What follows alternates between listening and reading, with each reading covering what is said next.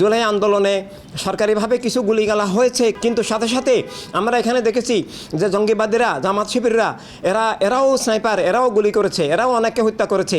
যারা আন্দোলনে ছিলেন জনগণ আন্দোলন করেছে গণতন্ত্রের জন্য, কিন্তু একটা অংশ আন্দোলনে ঢুকে হত্যাকাণ্ড ঘটিয়ে এটা তৎকালীন সরকারের উপরে চাপিয়ে দিয়ে সরকারের বিরুদ্ধে জনগণকে বিক্ষুব্ধ করে তুলেছিল। আওয়ামী লীগের আমলে যে নির্বাচন, আমরা সেখানে সে নির্বাচন বয়কট করেছি।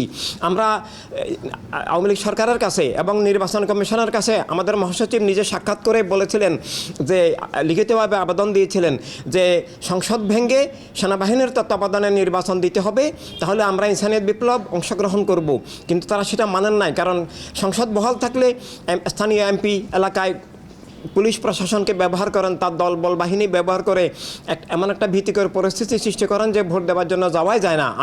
এই জন্য কিন্তু তৎকালীন সরকার সেটা মানেন নাই, তাই আমরা সে নির্বাচন বয়কট করেছি। এবং আমরা তাদের মতো ওই রেললাইন ভাঙি নাই, আমরা এভাবে সেতু ভবন ভাঙি নাই, অগ্নিসংযোগ করি নাই, পুলিশ হত্যা করি নাই, আমরা স্নাইপার ব্যবহার করি নাই। আমরা দেখেছি গত আন্দোলনে, জুলাই আন্দোলনে সরকারিভাবে কিছু গুলিগালা হয়েছে, কিছু নিহত হয়েছে, আহত হয়েছে ঠিক, কিন্তু সাথে সাথে আমরা এখানে দেখেছি যে জঙ্গিবাদীরা, জামাত শিবিররা এরাও স্নাইপার, এরাও গুলি করেছে, এরাও অনেককে হত্যা করেছে। এভাবে তখন জনগণ বিভ্রান্ত ছিল, তখন জনগণ সেটা বুঝতে পারে নাই। পরবর্তীকালে প্রমাণ হয়ে গেছে যে যেসব হত্যাকাণ্ড ঘটেছে সেখানে যারা আন্দোলন করছিলেন তাদের একটা অংশ জড়িত ছিল। আর আমরা যারা শান্তিপূর্ণ মানবিক আন্দোলনে বিশ্বাসী, আদর্শিক আন্দোলনে বিশ্বাসী, আমরা তো তৎকালীন সরকারের বিরুদ্ধে আন্দোলন করেছি। বাংলাদেশ নয়, শুধু সারা বিশ্বব্যাপী পৃথিবীর 40টা দেশে আমরা আন্দোলন করেছি। তার ভিডিও আছে। আমরা 3রা সেপ্টেম্বর, জুলাই, 3রা আগস্ট পর্যন্ত আমরা প্রেস ক্লাবে সমাবেশ করেছি প্রকাশ্যে।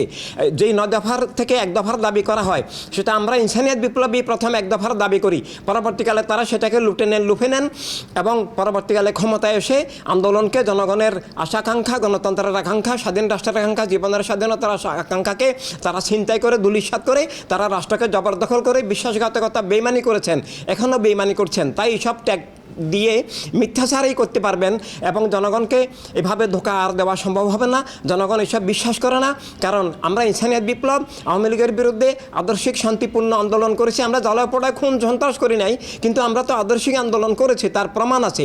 এবং এইভাবে এখনও কেউ যদি গণতন্ত্রের কথা বলে, অধিকারের কথা বলে, স্বাধীনতার কথা বলে, রাষ্ট্রীয় স্বাধীনতা সার্বভৌমত্ব রক্ষার কথা বলে, তাকে একটা আওয়ামী লীগের ট্যাগ দেওয়া, এগুলো নিজেরাই আসলে বিদেশি শক্তির এজেন্ট, গণতন্ত্রের শত্রু, মানবতার শত্রু, স্বৈরাচারী, ফেসিবাদী, দস্যু সরকার সাব্যস্ত হয়ে যাওয়া ছাড়া আর কিছুই নয়। জনগণ এসব ধোঁকার জাল ছিন্ন করে রাষ্ট্রকে, ধর্মকে, জীবনকে, গণতন্ত্রকে উদ্ধারে অবশ্যই ইনসানিয়ত বিপ্লবে ঐক্যবদ্ধ হচ্ছে এবং হবেন।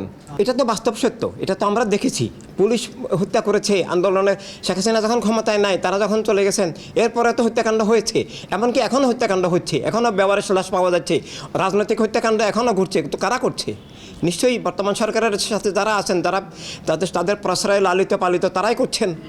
তো এভাবে তো হত্যাকাণ্ড, এটা বাস্তব সত্য যে যারা আন্দোলনের সাথে জড়িত ছিল, আন্দোলনে ঢুকে তারা হত্যা করেছেন, তাদের অনেক ভিডিও আছে, তাদের অনেক স্বীকারোক্তি আছে, আমাদের কাছে আছে, সাংবাদিকদের কাছেও আছে, দেশে বিদেশে, যে যারা আন্দোলনে ছিলেন জনগণ আন্দোলন করেছে গণতন্ত্রের জন্য, কিন্তু একটা অংশ আন্দোলনে ঢুকে হত্যাকাণ্ড ঘটিয়ে এটা তৎকালীন সরকারের উপরে চাপিয়ে দিয়ে সরকারের বিরুদ্ধে জনগণকে বিক্ষুব্ধ করে তুলেছিল, জনগণ রাস্তায় নেমে এসেছিল। এটা তো একেবারে বাস্তব সত্য, প্রকাশ্য সত্য, প্রমাণিত সত্য। এটা ভবিষ্যতে অবশ্যই তদন্ত হবে।